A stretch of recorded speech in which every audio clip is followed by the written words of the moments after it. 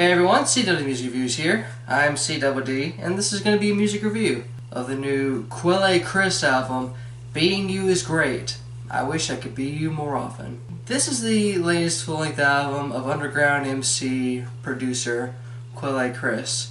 Can't say that I've listened to much of his work, although I am, in a indirect sense, pretty familiar with his abstract form of hip-hop. Largely he goes for a kind of a vague and sometimes absurd type of method with his music. Plus the beats are pretty off-kilter as well, from what I understand. But outside of that, yeah, I haven't given a Quelle Chris album a entire listen, and that's something that I'm kind of regretting right now. But regardless, there's always a chance to give an artist I'm not that familiar with a try, so long as they're still creating art, and Quelle Chris is indeed still creating art. This new album dropped a few weeks ago, and I've been listening to this thing a lot, trying to take in what all Quelle Chris is doing, and after so many listens, I can definitely say that this is going to be a highlight for the year, and especially a highlight for hip-hop as a whole. I doubt it's going to be my favorite hip-hop album of the year, since I think Run the Jewels is still that, but this is definitely going to go down as a favorite of mine for the year in terms of hip-hop. This album's about 17 tracks in length. It's an hour long,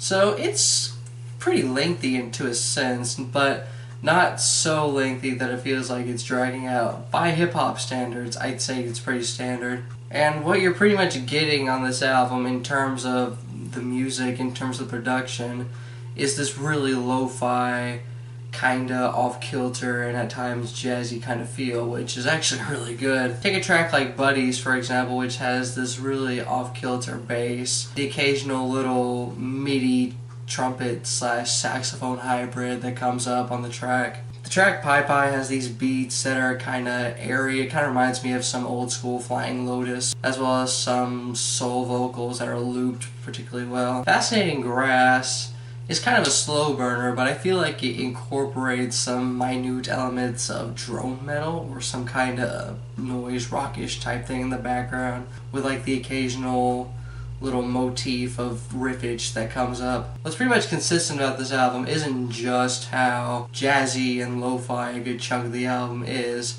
but it's also pretty laid back and pretty off-kilter in its own right. So much so that you're probably gonna phase out a few tracks in if you're not careful. There's not really anything in terms of a banger on this album, with the exception of The Dreamer in the Den of Wolves, which is actually my favorite instrumental on the whole album. It's got this really hard-hitting trumpet and saxophone refrain that's pretty much all throughout the track. The beats are pretty hard-hitting, and the hook is particularly swaggerish. But outside of that, it's pretty inconspicuous instrumentally. It's pretty lo-fi. It's pretty, at times, kind of lullish. But even with these lullish tracks like BS Vibes, Dumb for Brains, Fascinating Grass, and Birthdaze, these are still some of my favorite tracks because the instrumentals are still pretty intricate in their own right. Add to that, this whole album is advanced by this concept that Quelle Chris is going for. This idea of self-confidence and self-awareness and self-appreciation. You pretty much get an idea what the album is about once you really think about the album title. Being You Is Great. I Wish I Could Be You More Often. Right out of the gate, there's this idea of dissociation, where it seems like that there's this other person Quelle Chris is talking about that he's really endearing towards and would love to be. Immediately you realize that he's not talking about some other person, he's talking about himself. Within the album there's these two characters within the persona that is the self. I and me. The track Buddies pretty much highlights the thesis of this album altogether. Quelle Chris fucks with himself. He is pretty much infatuated with the idea of himself, and he is pretty much okay with how he is and how himself is. So much so that he behaves as if he and himself are just two separate people. How they're going out for drinks, myself and I get lit, might fuck the same chick. He's asked what his favorite MC is. It's not even an argument, and if you ask him, he say Q. When they ask Q, they say me. Immediately you get the idea that they're two separate people, even though it's one same person. There's him, there's the ideal him. Deep down, he knows he can probably be, but then there's the other him, where he is pretty disappointed in himself, and he doesn't really care for himself that much. But the track Popeye is one of my favorite lines on the entire album. Popeye kicking the camp but never eats the spinach. Never reached the goal but managed to reach the finish. Like, he realizes that there's so much he himself wants to do, not the him that he wants to be, but him wants to do and be at this point, and he realizes that there's a good chance that it might not ever happen. What this persona that Quelle has crafted is struggling with is this idea of how he's portrayed as a rapper and how he actually is, or rather how he wants to be as an MC and as a person and how he actually is. So much so that he feels like he needs to separate this him from the ideal him, so that way occasionally he can be that ideal him before slipping into the realistic him. And that's pretty much true of a good chunk of us, especially if you're someone like me that is struggling with this whole idea of self-esteem and all that. You're pretty much aware that deep down you are a pretty good person. Relatively speaking, you're pretty great, you know. You have redeeming qualities about yourself, and objectively you're not completely shitty or shitty at all. But then again, there's the subjective element, not just from other people, but more critically yourself. And all throughout the album, Quelle is going through this journey of dissociation and eventually comes to this realization that this other him can be achieved by approving the him that he actually is. Before we get there, we get a myriad of tracks that I think delve into some escapism in a way, and some self-awareness of that escapism being not that great. It actually took me today to realize that the dissociation on this album wasn't immediate. It was pretty much kind of sort of there, but enhanced by all this escapism on the album. Namely through weed, namely through this hedonistic partying, which he ends up hating on the track, the prestige. And then there's of course fame, the creative process, wealth. It gets pretty interesting with the track The Dreamer, the Den of Wolves, which is pretty much the personification of ambition versus reality.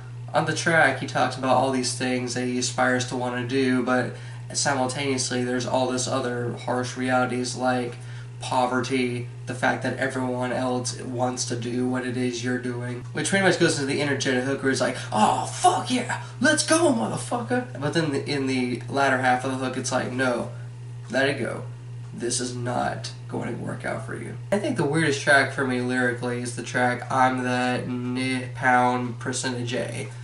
Yeah, I'm not going to say that word. Where he brags about being that guy. He's got all this stuff going on. He's getting pretty braggadocious, or his persona is rather.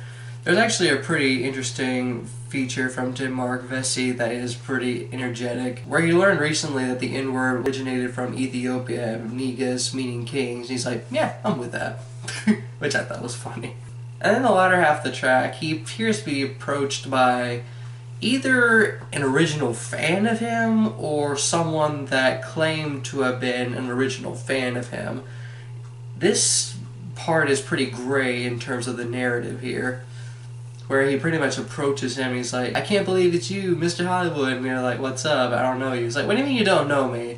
I'm the first guy that bought a t-shirt at one of your shows. And he was like, no, I don't know you. And then he started singing, who are you? And he says, what do you mean? I'm that guy. And he sings back, and who do you belong to? And he pretty much says, yeah, you're pretty much trying to clamor on to me, and you're pretty much trying to use my fame to your and your buddy's advantage. Which, reading into the syntax of this particular part, it kind of sounds like that this viewpoint was twisted once he got to this level of fame, especially when he notes that the label doesn't want him to talk to these savages. The track Birthday seems to be a calm down period of all the escapism that he delved in for a good chunk of the album, where he has a pretty pessimistic view about birthdays.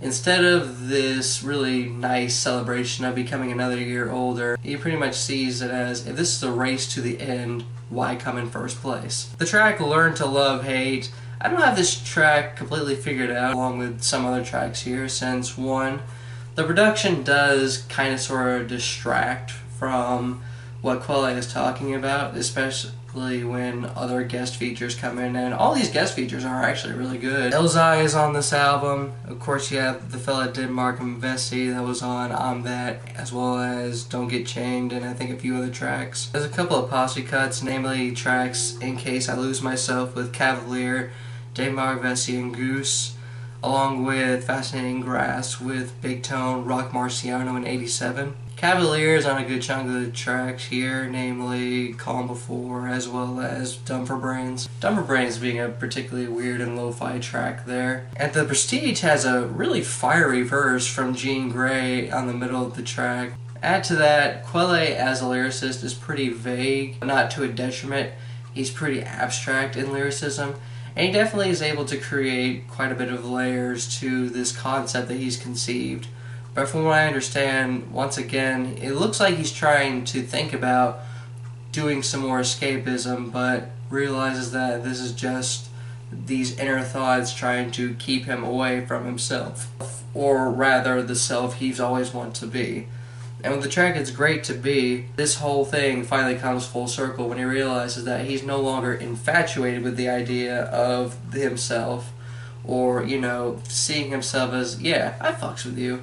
He sees himself as how, not just how he wants to be, but also how he actually is. And he wants to work hard to actually bring the two together. And I do feel like that this is the ideal closing track here, since the other three moments feel like bonus tracks in a way, especially with the call of an encore being an entire track and two other tracks that don't really line up with the rest of the album conceptually. So this was a lot to digest, pretty much. And I'm definitely pleased I was able to get on board with this thing, since I do dig this thing quite a bit. It's not to say that there's nothing less than great about this album, because there's a few tracks that I feel like either could have been fleshed out a little better or could have lined up with the concept. Dumb for Brains being a track that I dug quite a lot, with how low-key and how vague the production took the track, but after so many listens, it didn't really stick out to me all that much. Neither does the track Calm Before, which, not a bad track. There's not a whole lot here that sticks out to me about the track per se. The actual closing track, or what we're convinced to be the closing track, since there's nothing indicating they're bonus tracks, Pendulum Swing. Very good track.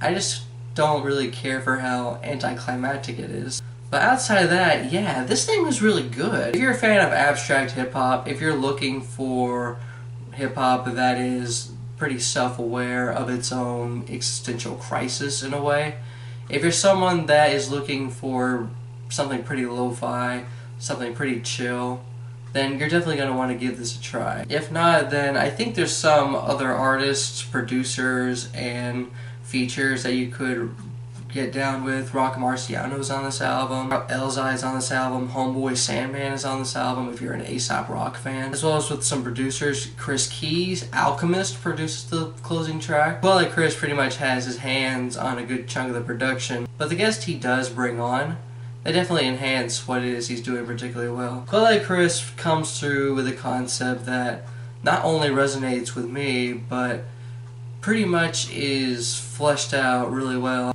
But it's also advanced by the off-kilter and particularly good instrumental backbone this album has. So much so that I'm definitely going to be looking forward to what Quelle Chris is going to be up to next, and hopefully dig deeper into Quelle Chris's back catalog, since this is easily a very fascinating piece, a very fascinating project from one of underground rap's most fascinating individuals. This album is a plus 2.3 out of plus 3. This took me quite a few listens to have a finalized opinion about, but once it finally clicked with me how I feel about this album and what this album is to me, I'm definitely pleased with the results. But if you give this album a listen, what'd you think of it? Did you like this album? Did you dislike this album?